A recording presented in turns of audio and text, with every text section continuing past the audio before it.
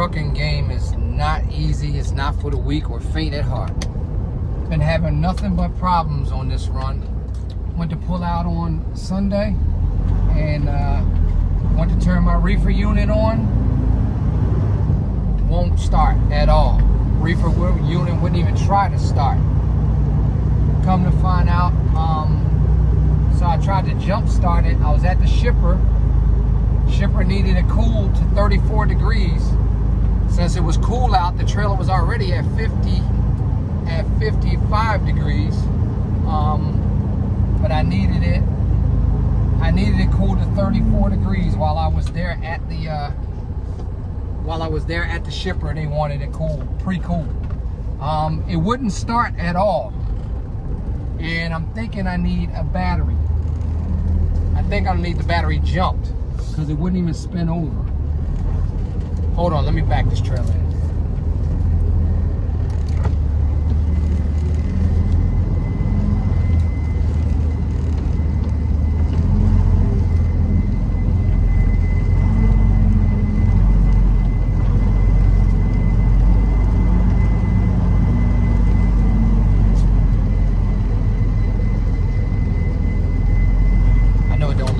This was a challenge, trust me.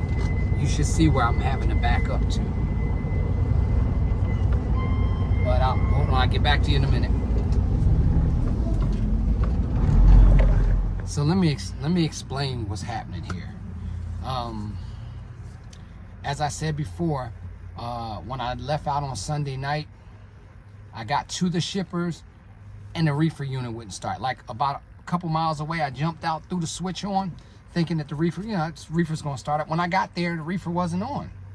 Yellow lights flashing. I'm like, that's not a good thing. And I tried to I turn it off, turn it back on. Nothing happens at all. It's not even like it's trying to start. If you guys are familiar with a Thermo King, with a reefer unit, period, you throw the switch. It's a diesel engine, so it has to preheat the motor and everything, and then fuel turns on and you hear the buzzing, and then it starts up. There we go. So I'm like at the shippers, like 3 hours away. I'm deadhead, and the damn reefer unit won't start. So I go inside and they give me a door. I back up to the door, knowing that they're not going to load me unless I'm pre-cooled. But luckily, because it was so cold up north here in Maryland, in Virginia, like Northern Virginia, that it was already down to like 54, 53 degrees on its own. It had to go to 34. So it wasn't a completely frozen load, but it was a cold load. So I'm at the door and I'm like thinking, I got a jump box. I'm like, okay, I'll put the jump box on it, because it's got to be the battery.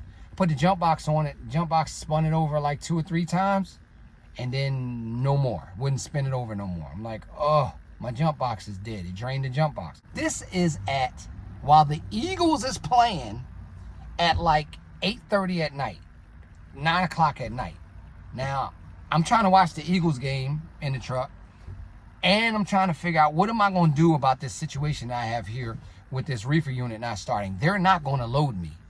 So I'm praying. I'm backed up to the door and I'm praying that I feel them go in the trailer. And when you're getting loaded, you can feel the truck bouncing and everything. I feel nothing. So all of a sudden I felt something. I'm happy. I'm watching the game. I felt something. I'm like, all right, everything's working out. But I still got to cool this load before I drop it tomorrow, because they may not accept it if it's not at the temperature. So I'm like, all right, I'll get that figured out. So the guy comes out. All of a sudden, I don't feel nothing in the back of the trailer for half an hour, 45 minutes. I'm sitting here watching the game, happy about the Eagles game, and then sad about this situation. So then the guy comes outside, knocks on the window, says, hey, your reefer unit's not on. The light's on, but it's not on. I said, yeah, I know. I said, but it's going, I'm going to get it running. I said, it's something going on with the battery. The battery's dead or whatever. So he's like, you think you're going to get it? You think you're going to get it running? I said, oh, yeah, I'm going to get it running. You can go ahead and load me. They don't do that. Where they do that at. But he's like, yeah, you definitely gonna get it running? I said, oh yeah, definitely, I'm gonna get it running. So he goes inside and I feel movement in the trailer again. So you want to feel constant movement to know that they constantly loading you. All of a sudden, I feel no movement again for like another 20, 25 minutes. So I'm like, the hell with this. I go on my phone, look up a truck stop, and find one, call them. They say they got jumper cables. Meanwhile, I'm trying to watch the game, trying to, you know, support my Eagles. And it does. So I run to the truck stop, and I get to the truck stop. I get the jumper cables, come back, throw it on. I'm figuring I throw these jumper cables on. 5 minutes later, it's going to start right up. Threw the jumper cables on. Battery was so dead that the jumper cables from my truck now, I got 4 12-volt batteries on this Freightliner. I figured it would spin it right away. I went, brr. I'm like, all right, let me let it sit for 5 minutes. All of a sudden, it spun, brr, still wouldn't start. Didn't start all night. I'm sitting there, so the guy comes back out, and I'm like, yeah, no. He says, I see you got cables. It's just going to take a minute. I said, yeah, it's going to charge in a minute. He says, all right, I'll finish loading you. So I go to finish trying to get it started. It will not start. It just spins over. Now my reefer unit always, I just had it serviced and everything. My reefer unit always starts up, and it did not. I sat there and like, I got a half a tank of fuel, so it's not that. I sat there and primed it like it was out of fuel and everything, and took the fuel line loose to prime it, fuel all over my hands and everything, stinking, and the son bitch still don't start. So I'm like, I got a problem. Fucking yellow lights flashing like it's a code. I reset the code. I keep resetting the code. Every time I reset the code, it tries to start again. Nothing. Anyway, they loaded me. Then said, you're loaded, but I'm gonna leave the doors open, because it was one of those places like Americold where you don't open your own doors. They open them from the inside, pack you, close it, and then seal it. He says, well, I'm gonna leave the doors open, you know, to keep it cool in there until you get it running. I'm like, you can't close it, because I'm gonna get it run. It should be starting up soon, and then I'm gonna pull out. He said, all right, well, when you get it running, go inside and let them know you got it running. Then somebody will come and close the doors, check it and close the doors. I'm like, oh, I'm stuck, because I'm fully loaded now. They're not gonna close the doors. I got a 5.5 hour drive that has to unload at 4 o'clock in the morning. It's like 11 o'clock at night, 11:30 at night. I'm like, I'm screwed. Anyway, he says, I said, can you just close it, and then when I'm done, you know, I'll get it running, I'll go inside, let them know, you know, get my seal or whatever. So he's like, so you definitely gonna get it running? I'm like, yeah. So he closed the doors and gave me the green light. Green light means they unhook you so you can go. I hauled ass, went up there and got my paperwork, put my seal on there, and hauled ass. Now I'm worried about when I get there in 5 hours, are they gonna unload me, because it ain't at temperature. And it was a Food Lion I was going to, and Food Lion, they the worst. What's up, boss? Were you around here when? Yeah, the guy was just asking me, was I around here when they wouldn't load me? Like, just because I don't have an ICC bar. In case you don't know what an ICC bar is, I'm gonna show you in a minute. But anyway, this is what an ICC bar looks like. So I didn't have that. Like, mine's gone. As you can see, this is what mine looks like. Fast forward, I get to the receivers, and it still won't start, and it's 40 something degrees outside. So my temperature was like at 44 degrees, 10 degrees less, 10 degrees warmer than it should have been. But that's what got me through, is that it got cold that night.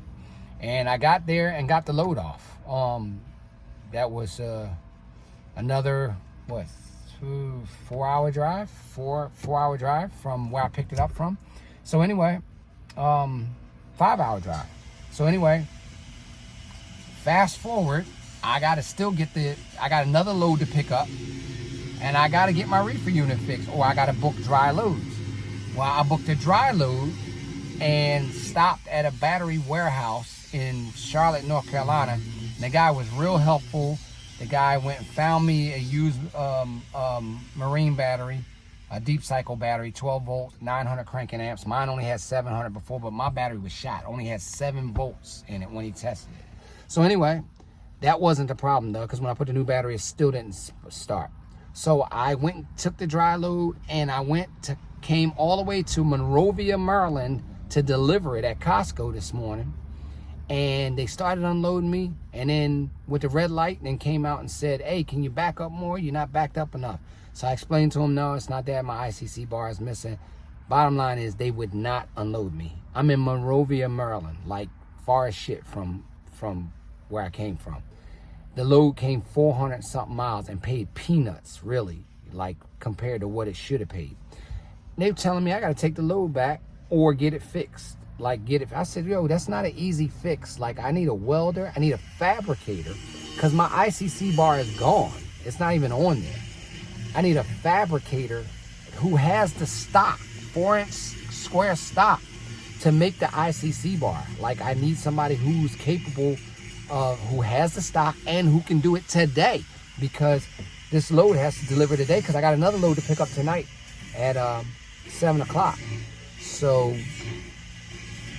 luckily for me, oh, and while I was waiting to get unloaded, I kept playing with my reefer unit, and it fired up. It started. I started to spray ether in that son of a bitch if I couldn't get it, but I primed it again, got all the air bubbles out. Now, why it would have air bubbles and why it would need to be primed when I got 3/4 of a tank in my fuel, I have no idea. But the bottom line is I got it running. So I'm thinking, okay, I don't have to go past the Thermo King dealer. When I drop this load, I can go and grab me another load. So I booked another load for this evening, just to find out that Costco people came out. I got a call from the broker saying, so you don't have an ICC bar? No, they're not going to unload you. What do you mean they're not going to unload you? Like, they got to get this shit off my trailer, because I got another load that's going to make up for this non-paying load that came here. I understand what you're saying, bro, but they're not going to do it. They're not going to break the rules for one truck. Now, I don't understand it, because the ICC bar only locks the truck in to the dock so that you can't pull off while they're still loading. Well, I told them I'd drop the trailer, so you don't have to worry about that. Nope, would not unload me. I had to get on the phone, and thank God, in Frederick, Maryland, I found Wally's Ironworks. Wally's Ironworks is a fabricator, aluminum and steel fabricator and welder. And these guys, Dana answered the phone. I told him what my problem was. Most people don't even care. Dana cared. And I told these guys here, she went back and got the guy, says, listen, if anybody can do it, you know, we can do it. It's just a matter of whether we can do it today or whether we have to stop. Guy came out, looked at the trailer. He's like, yeah, I can do it. If we got the stock, I can do it.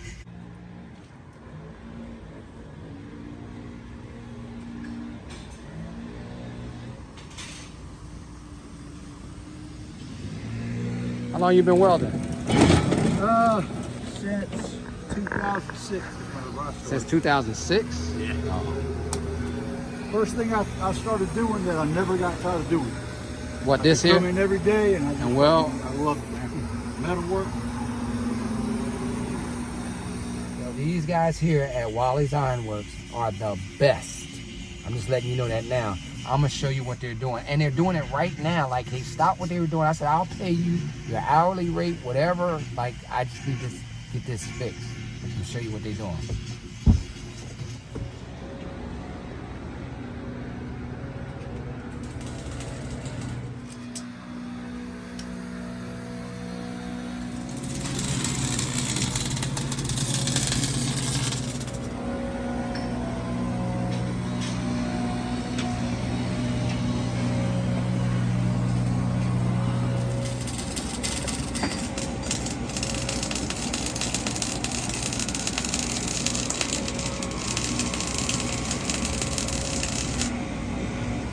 If you're ever in Frederick, Maryland, you need something welded, come see these guys.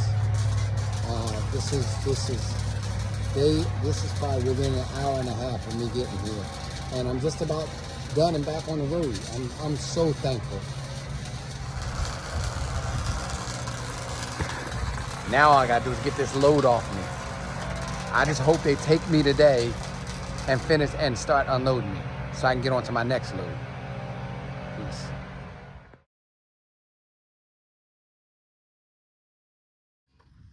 Nope, that didn't work either. Costco would not even answer the email to reschedule it for the same day.